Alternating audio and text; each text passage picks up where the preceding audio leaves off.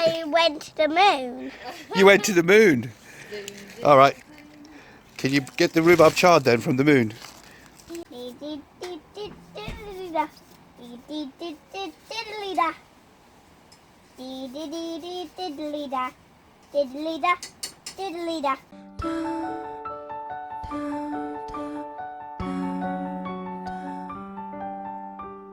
Hello again.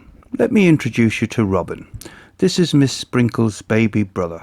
Just 2 weeks old today. Miss Sprinkles moves to year 1 in September, and she's convinced me to take on an extra helper, as she tells me she's going to have less time to help a poor old granddad out due to an increase in her study time. Now, he's a lovely lad, but I'm not looking forward to his first performance review, because honestly, every time I go find him to help me pull the carrots or potatoes or carry buckets of manure, he's asleep, or he's feeding, or he's cuddling his big sister. I'm not convinced he's taking this job seriously.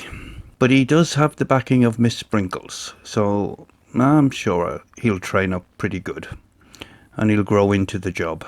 Now, you'll have noticed I haven't been around on YouTube for a while. And in the last video I said I was waiting for an operation, and unfortunately that operation has now been cancelled 3 times. So I'm still exactly where I was when I uploaded the last video, saying I was hoping to be able to upload more frequently because I'd be in better health because I would have had the operation. I'm still waiting. However, they did do the pre-op last week. So I'm hoping that's a good sign that the operation will take place hopefully in the next 6 weeks or so. In the meantime, pretty limited to what I'm able to do at the moment, and that's why there hasn't been much from me. So first of all, hello to all the new subscribers. You're very welcome. I hope you find something on my channel that you enjoy. Any questions, put them down in the comments, and I will get round to answering them. I know I haven't been particularly quick at answering questions over the last couple of months, but I do note them, and I will get round to answering all of your questions.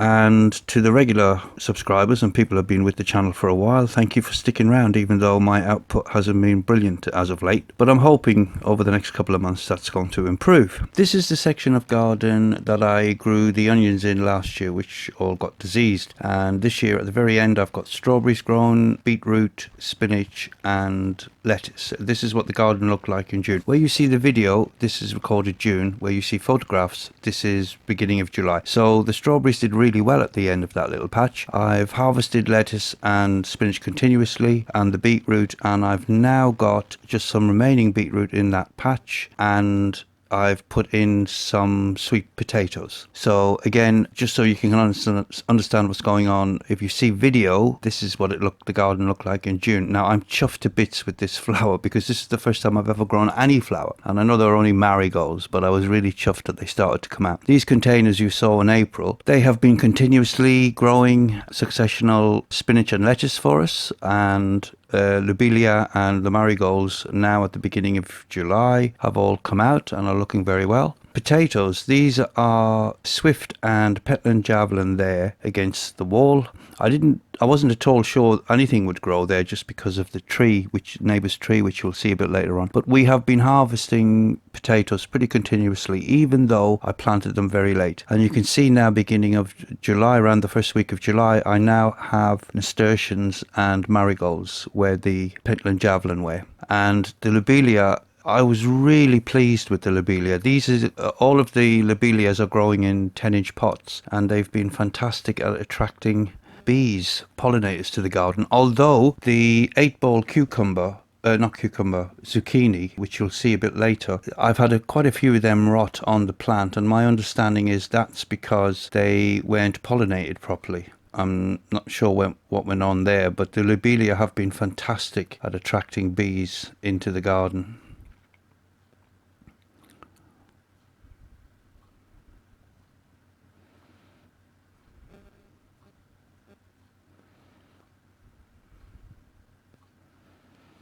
That's what they look like. That's just a row of 10-inch pots between them. Now this is a better look at the tree. This was a bush which they kept as a bush for a long time, and then in the last 2 years they've just let it grow out of control. And what it does basically, it now, because of the way the sun moves across and the direction of our back garden, that side of the garden is almost in permanent shade, but the nasturtium and marigolds seem to have done quite well there. So that's a look down the garden.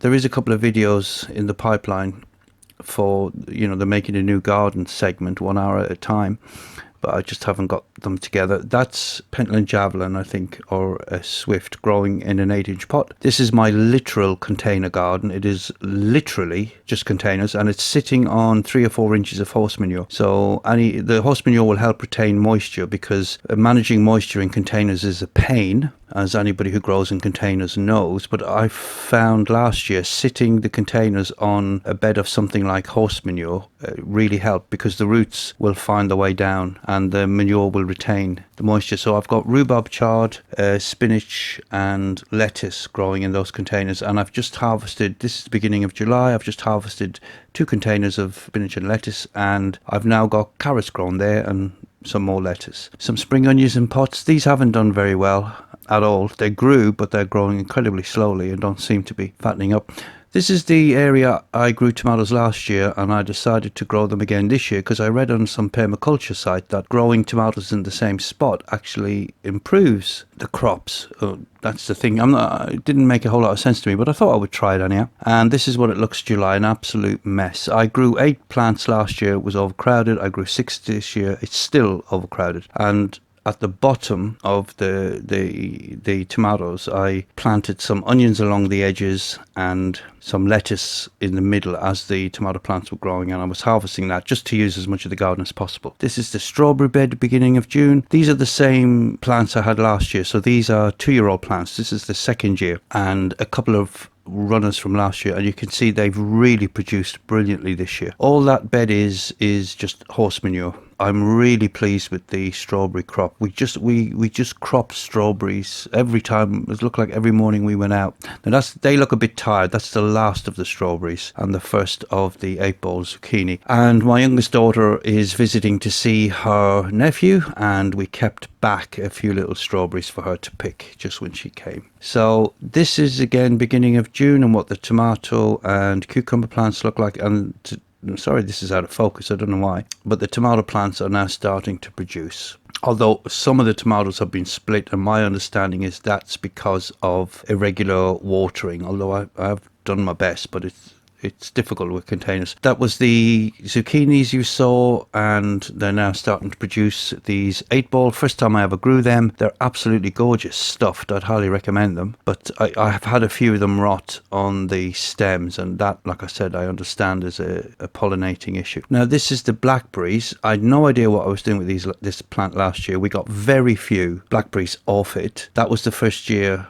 It was the first year really. It seemed to go wild. I just cut it right back to the height of the fence. Wasn't sure if I even killed it, and this year it's produced tons of flowers, which as you can see have converted into tons of berries, and I picked the first dozen berries off a few days ago. So I'm really pleased with the blackberries. This is the composting area, and the tray of spinach and lettuce is sitting on top of where the leaf mold is forming.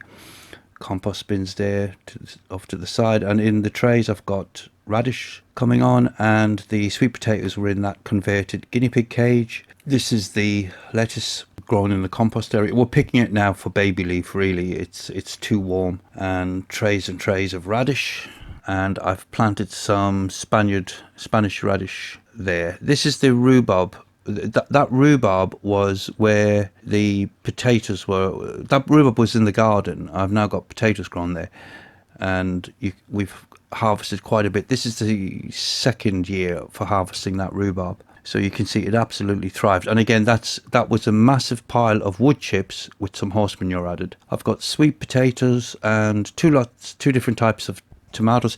Problem with all the tomatoes in the pots is I've lost all the labels, so I don't know what type of tomatoes I've got, and they were chili peppers. So this is what the top corner looks like at the beginning of June. I have several lots of tomatoes, and the chili peppers I'm really pleased with because they're actually coming on really nicely. Never grown them before. This is the first year of trying. With them, I've got a couple of pots of carrots up at the very top of the garden and some rhubarb, which I've grown from expired seeds. I've got a video. They're going to be the subject of their own video. Some more salad stuff there, which you can see. And over to the right, I've got a tomato plant. That's going to be the subject of its own video. Oh wow, that guy's big. There are two different types of carrots. They grow in like a ball. They're called Atlas, and they're sugar snacks. They're the same ones you grew last year. But they were growing side by side. They're like little twins. They are twins. They are twins, are they? This is Berry and Brooke. Barry and Brooke. No, Berry. Berry and Brooke. Yeah. Oh, okay. My friends at school. Right. Oh, more twins. Ah! This should be Skylar and Ruby. Scarlet and Ruby. No, Skylar. Oh, Skylar and Ruby. Yeah. So Berry and Brooke and Skylar and Ruby, they were the Yeah. twins. They're the twin carrots. Yes. Okay. Hope there's more twin carrots. Oh, wow. 3 twins. It's triplets. We got triplets. They're triplets. We got even more triplets. Oh my word. 2 sets of twins are now triplets. Yes, so many triplets. Come on.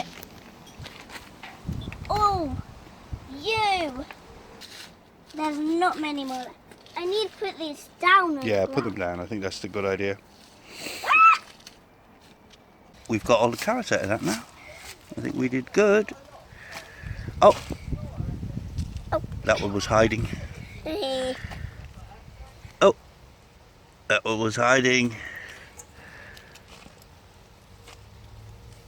Oh. That one was hiding. You're finding all the hiding carrots. I think that's it. I think we did a good job. Yeah, now let's So get the potatoes. all of those carrots plus all the ones. So 1, 2, 3, 4, 5, 6, 7, 8, 9, 10, 11, 12, 13, 14, 15. 16. So there's about, with yesterday's as well, there was about 25 carrots in that little 10-inch pot. That's pretty good. That's pretty Yeah, good. let's go and.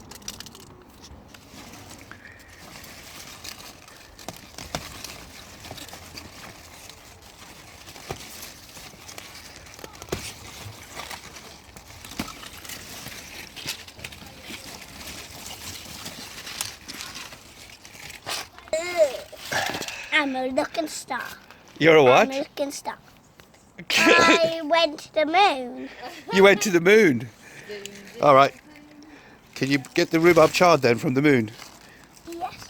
So that's the remaining pot of carrots, and I've got some sown. Like I mentioned, these are rhubarb plants grown from expired seed, and I've got a video made on them. I've been doing a sort of time progression on them. And the same with these tomatoes. This tomato plant will be the subject of its own video eventually, once I get to harvest. Some spring onions there. Again, I don't know why, but they've grown incredibly slowly. So this section of the garden is it's eventually going to be Miss Sprinkle's own personal garden, and well, it'll be her and Robin now. And this is just some spinach I have ready to go out. Perpetual spinach and Amazon, I think it is. And this is what the marigolds look like earlier. They're very tough plants. They dried out completely, and I put a bit of water on them, and they came back to life. And you saw what they looked like then in full bloom a little bit earlier. And of course, we've been harvesting potatoes all the way through, so that's pretty good. A very quick look at what's happening at the allotment, and sadly not an awful lot. I've got potatoes in containers. These are all grown in nothing but wood chip. That's it. We've got much of the allotment covered because the weeds are out of control. I've got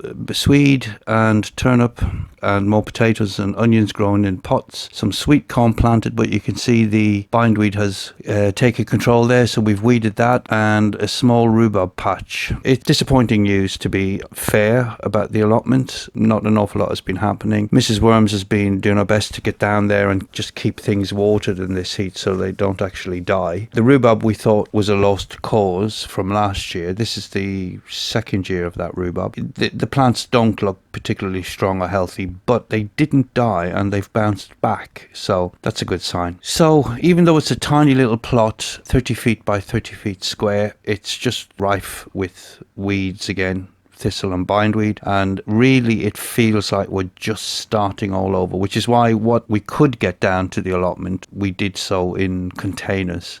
So this autumn winter, I'm hoping after the operation and a little bit of exercise to get back to full health, be able to get down there and get it into shape, ready to start afresh really next year. That's it for now. I hope you enjoyed this little mixed eclectic update. Thanks for watching as always, and I'll see you again. Bye for now.